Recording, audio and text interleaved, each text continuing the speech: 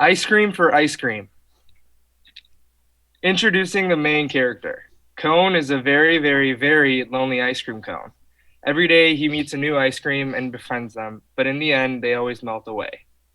Sad, depressed, and lonely, Cone gives up on the idea of having a friend for life until he meets Chocolate. Enchanting, new, and fun. A cure to Cone's depression and loneliness. Blinded by their newfound happiness, Cone forgets about Chocolate's weakness of melting. Cone and Chocolate go on a date to watch the sunrise so Chocolate could see the sun for the first time.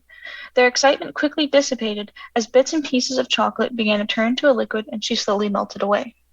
Filled with panic, Cone rushes Chocolate to a hospital where he meets Scoop.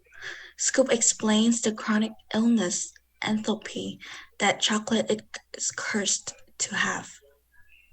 Solemnly, Scoop begins with his explanation. As the temperature around chocolate increases, due to the radiation from the sun, the amount of molecular interactions that composes her, an ice cream, also escalates.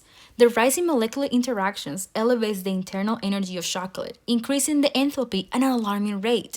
This is due because enthalpy and temperature have a direct correlation. If one increases, the other one increases as well.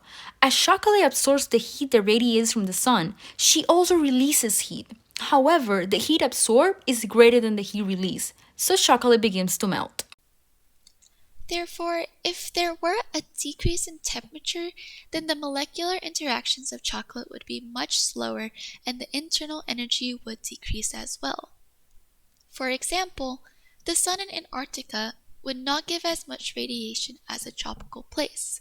The heat absorbed by chocolate would be less than the heat released, so chocolate would not melt. With his newfound knowledge of enthalpy, Cone is able to live happily ever after with Chocolate in Antarctica.